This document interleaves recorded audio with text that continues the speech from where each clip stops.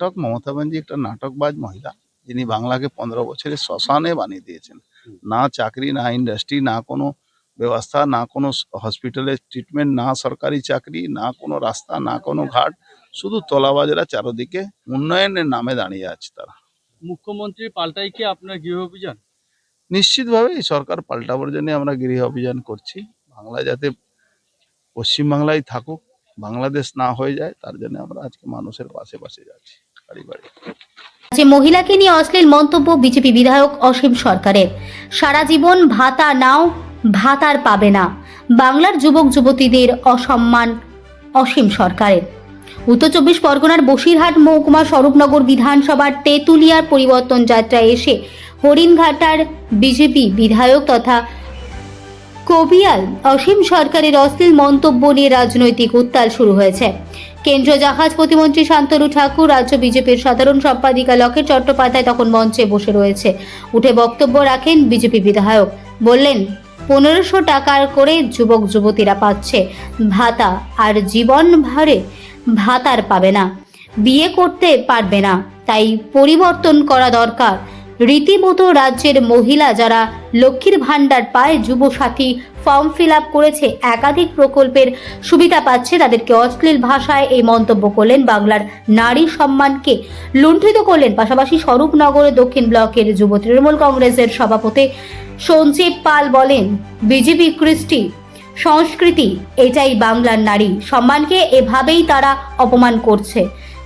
জীবন জীবিকা করছে, নিজের আত্মনির্ভর হওয়ার চেষ্টা করছেন, তারা তো কিছু বাংলার জন্য কিছু দেয়নি, তাই এভাবে নারী ও যুবক সংঘকে অসম্মান করছে। 2024 বিধানসভা নির্বাচনে বাংলার মানুষ জবাব দেবে। দেখুন, অ্যাকচুয়ালি দলটার নাম তো বিজেপি। বিজেপির মধ্যে কৃষ্টি কালচার সংস্কৃতি কি আছে? মহিলাদেরকে তারা কি করে সম্মান দিতে হয়, এটা মমতা ব্যানার্জির কাছে শেখা উচিত।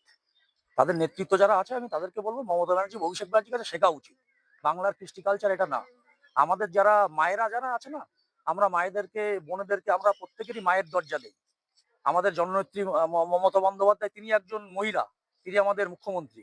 আমরা মায়েদেরকেই আমাদের মায়ের নজরেই দেখি। আমাদের মধ্যে কৃষ্টি কালচার সংস্কৃতি আছে, আমরা প্রত্যেকটা মহিলাকে কিভাবে সম্মান দিতে হয় সেটা জানি। ওনাদের সেটা শেখা উচিত। এখন অনেকদিন আত্মনির্ভর হচ্ছে তো, 1500 টাকা নিয়ে ছোট ছোট কুটির শিল্প, এটা তো হচ্ছে একদমই।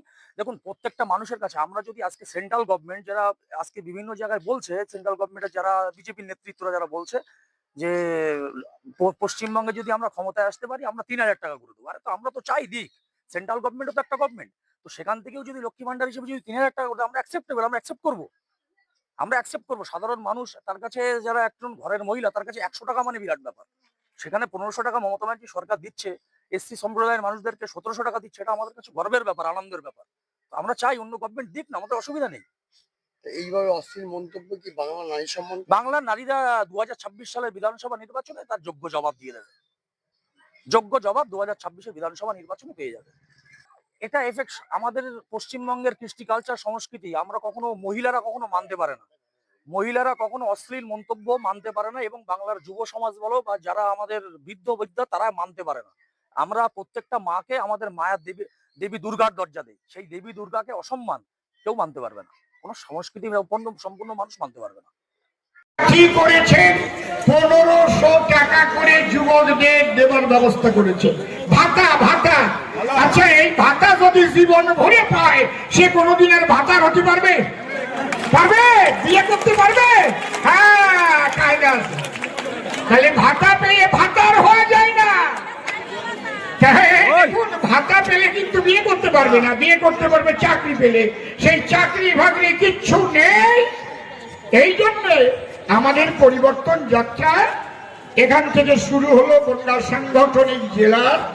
আমি আর কিচ্ছুই বলবো না, ঠাকুরমশাই রয়েছে, ঠাকুরমশাইয়ের মুখে আপনারা সবাই শুনুন। আরেকবার বলুন, ভারত মাতা কি।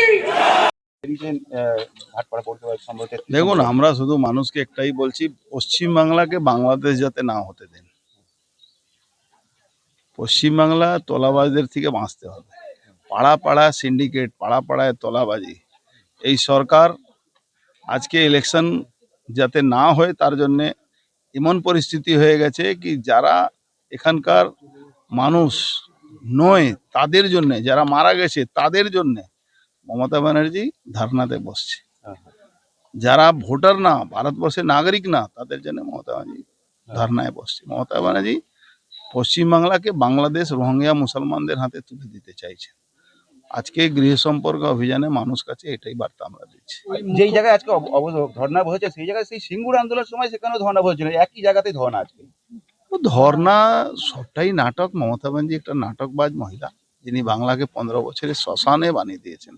না চাকরি, না ইন্ডাস্ট্রি, না কোনো ব্যবস্থা, না কোনো হসপিটালের ট্রিটমেন্ট, না সরকারি চাকরি, না কোনো রাস্তা, না কোনো ঘাট, শুধু তোলাবাজরা চারদিকে উন্নয়নের নামে দাঁড়িয়ে আছে তারা। মুখ্যমন্ত্রী পাল্টাই কি আপনার গৃহ অভিযান? নিশ্চিতভাবে এই সরকার পাল্টাবার জন্য আমরা গৃহ অভিযান করছি। বাংলা যাতে পশ্চিমবাংলায় থাকুক, বাংলাদেশ না হয়ে যায়, তার জন্য আমরা আজকে মানুষের পাশে পাশে যাচ্ছি, বাড়ি বাড়ি।